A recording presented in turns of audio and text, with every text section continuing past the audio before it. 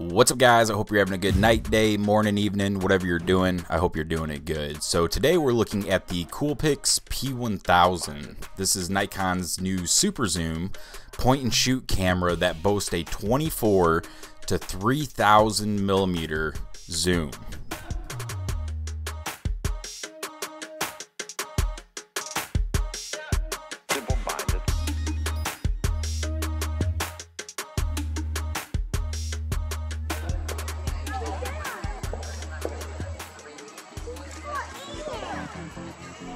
So it's likely the only reason someone would pick up the P1000 is because of its zoom capabilities.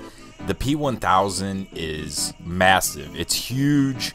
It's a lot bigger than any other point and shoot camera out on the market, at least here in 2018. It's about double the size of my Panasonic FZ80, which has a 1200 millimeter zoom.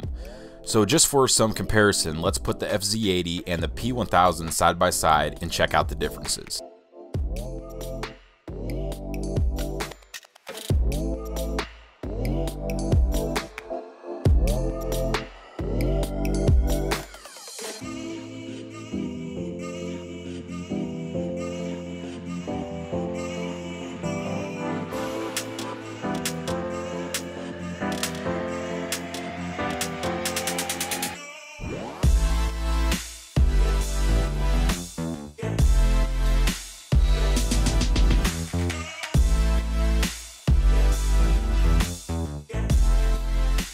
The P1000 has a 1/2.3 inch sensor, or 1/2.3 inch sensor, so it's a pretty tiny sensor. It's about the equivalent to most high-end smartphone cameras.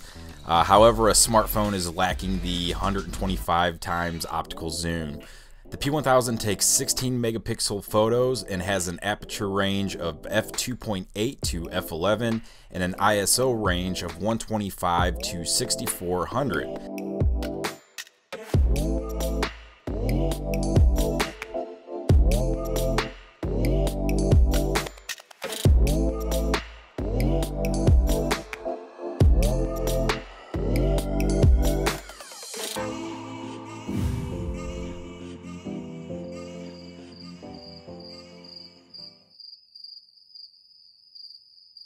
As for video, the P1000 shoots in 4K at 30 frames per second and 25 frames per second, and 1080p at 60 frames per second or 30 frames per second.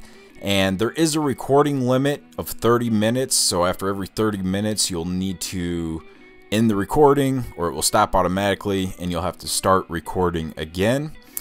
You do have a few different shooting options. You have auto, but you also can do manual. You can get full manual controls over ISO, shutter speed, and aperture, and you can switch between autofocus and manual focus and use the focus ring to really tune in on your subject.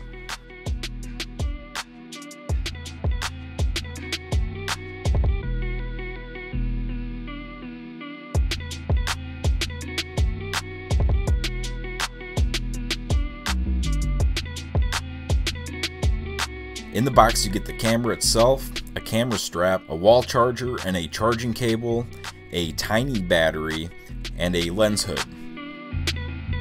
Now on the bottom of the camera is where you'll find the battery door and the SD card slot. The only way to charge the battery is with the camera and the included wall adapter.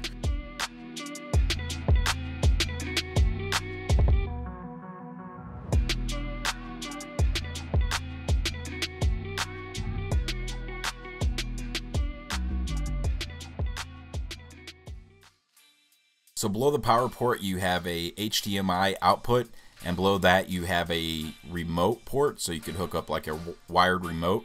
At the very top you have a microphone port, so you can hook up an external microphone. Now the P1000 does have an articulating screen. You can spin it around and put it at lots of different angles, but I do like the fact that it does have an HDMI output, so you could watch it on a monitor, or you can view it even on like a TV as you're watching whatever you're watching. Now one thing I did notice is that you cannot use an external monitor and use the camera screen at the same time, so it's either one or the other. So there's two different levers to zoom in on the P1000. You have the top lever and you have the side lever. The top lever is a much faster zoom, where the side lever is more of a slower zoom.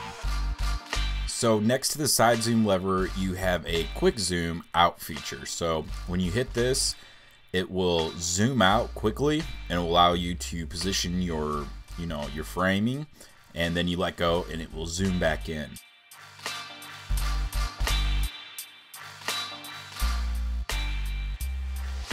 The P1000 has 4 different vibration reduction modes or stabilization type modes, but you're still going to want to pick up a tripod, especially when you're zooming way in, like 3,000 millimeters. Even like slight wind can make, quite a bit of vibration on this. But the vibration detection does work decent. I mean, when you're going handheld, they say to shut it off when you're on the tripod. It just depends on, I guess, what you're shooting, if you're going to be tracking something, whether you want to leave it on or not. So you can kind of experiment with those 4 to see what best works for you. You can connect the P1000 to your smartphone via the app SnapBridge. The app allows you to transfer photos to your phone as well as live view. You can zoom in and out via your smartphone, but it's not smooth at all. It zooms in increments, and then it will stop after each increment that it zooms in, and then it will continue on. So it's not like a smooth zoom whatsoever. So they do sell a separate Bluetooth remote for the camera, and it allows you to zoom in and zoom out and control like aperture and shutter speed. I'm not 100% sure if it would allow you to adjust focus if you were adjusting manually, but if it did, I would definitely recommend picking one of these up, because it would just make your footage so much smoother and stable.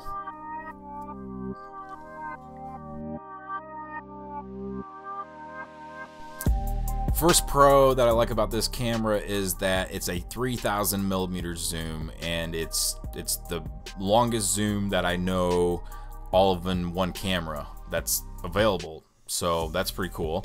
Number 2 is the HDMI output. I like being able to see the footage on a bigger monitor, especially when you're trying to get dialed in on your subject.